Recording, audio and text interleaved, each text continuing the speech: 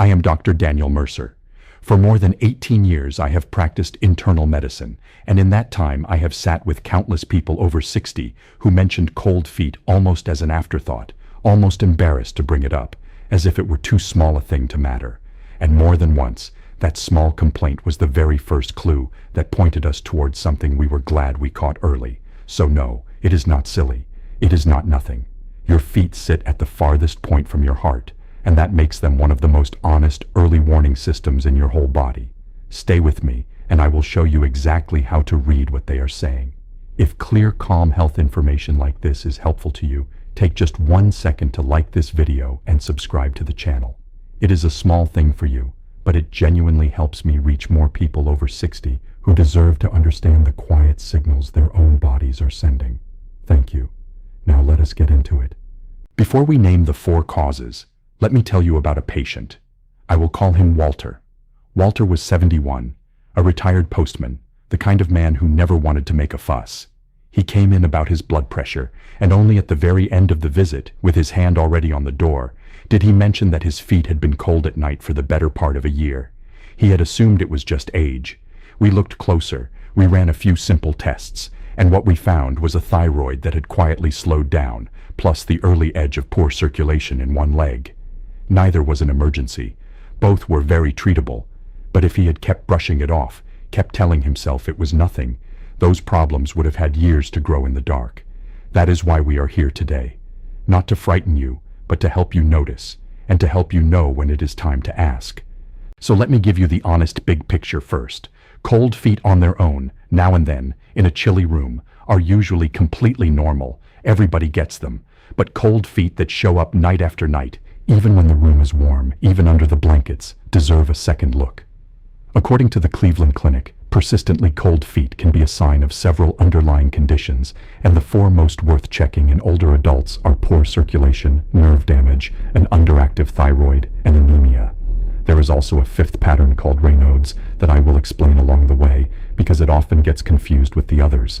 Let us take them one at a time, in plain language, so each one makes sense.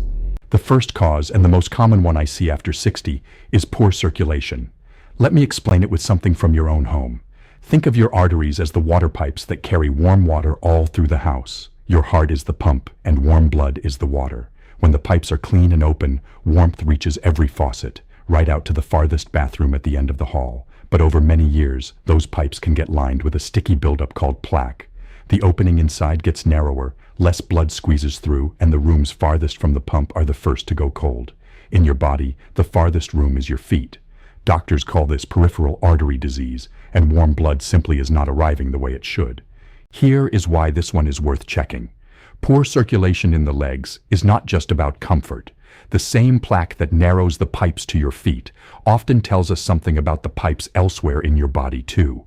So when I see truly cold feet from poor circulation, especially on one side more than the other, I pay attention. The clues that point this way are a foot that is cold and also pale, skin on the lower leg that looks shiny or tight or has lost its hair, toenails that have grown thick and slow, and a cramping ache in your calf when you walk a certain distance that eases the moment you stop and rest. If that picture sounds familiar, that is a conversation to have with your doctor. The good news is that circulation problems caught early give you the most room to act, with simple changes and your doctor's guidance. There is also something I want you to know about why this so often shows up worse at night, in bed, when you are lying flat. During the day, gravity actually helps pull blood down into your feet while you are upright and moving about. But when you lie down and go still for hours, that gentle help disappears, your whole body cools as you fall asleep, and your feet, already short on blood flow, feel it the most. That is why a cold feeling room and a quiet body together can turn a mild circulation problem from something you barely notice in the daytime into something that keeps you awake at night. The night is not causing the problem. It is simply pulling back the curtain on it. The second cause is nerve trouble, what doctors call peripheral neuropathy. This one is interesting because here your feet may feel ice cold even when they are not actually cold to the touch. Let me explain why. Your nerves are like the wiring of a house, the wires that carry messages between your feet and your brain. They report back temperature, touch, and pain. But over the years, certain things can damage that wiring. And the most common cause by far is high blood sugar, the kind we see with diabetes. When those tiny nerves in the feet are damaged, the messages get scrambled. The brain may receive a signal of cold or burning or pins and needles, even when the foot itself is a normal temperature. This is an important distinction, so let me say it plainly. If you reach down and your feet truly feel cold to your hand, that points more toward a blood flow problem. But if your feet feel freezing cold to you, yet feel normal or even warm when someone else touches them, that points more toward the nerves. That second pattern, a cold feeling without cold skin, is one of the clearest reasons to get checked, because it often means the nerves are involved, and nerve trouble tied to blood sugar is something we very much want to find and manage early. Numbness, tingling, and that pins and needles sensation along with the coldness all point the same direction. Please bring those to your doctor. The third cause is one that surprises many of my patients, and that is an underactive thyroid, a condition we call hypothyroidism. Your thyroid is a small butterfly-shaped gland in the front of your neck, and it works like the thermostat for your entire body. It sets the pace of your metabolism, the speed at which your body makes its own heat. When that thermostat is turned down too low, everything slows, and your body simply makes less warmth than it should. The result is feeling cold all over, but especially in the hands and the feet, which are the last places the warmth reaches. This was part of what was happening with Walter, the postman I told you about. And here is why I love finding this one, because it so often hides in plain sight.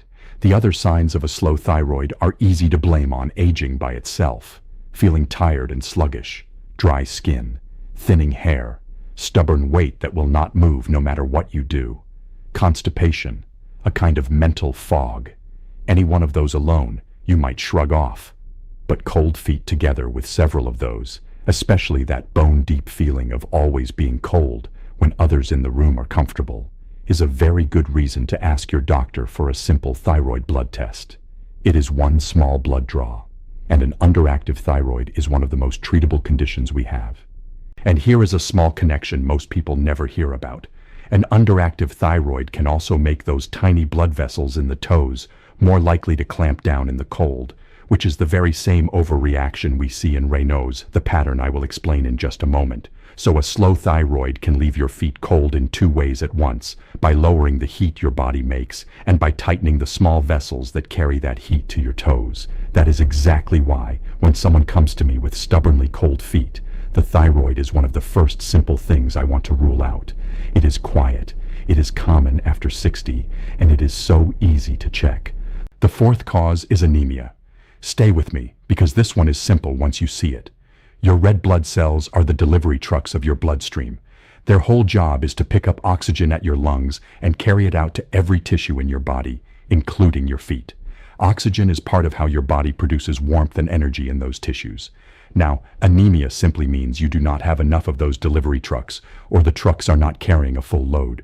With fewer deliveries of oxygen reaching the far corners, those far corners, your hands and your feet, can feel cold.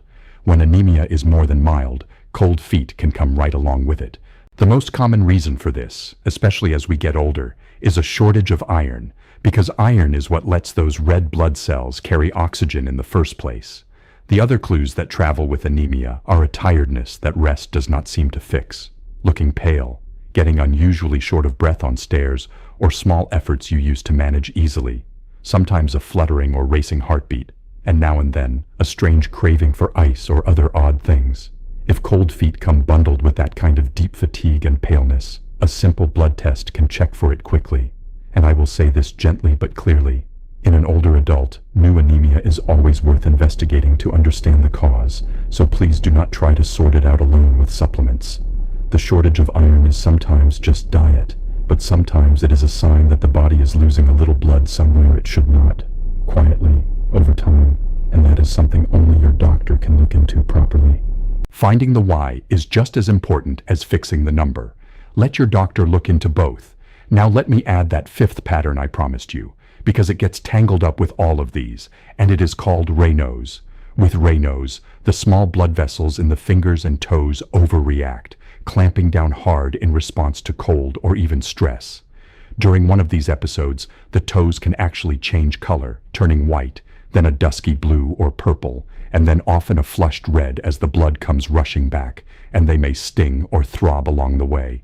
If your cold feet come with that dramatic color change, that is the signature of Raynauds, and it is worth mentioning to your doctor, partly because on its own it is usually manageable, and partly because now and then it travels alongside a thyroid problem or another condition that is worth ruling out.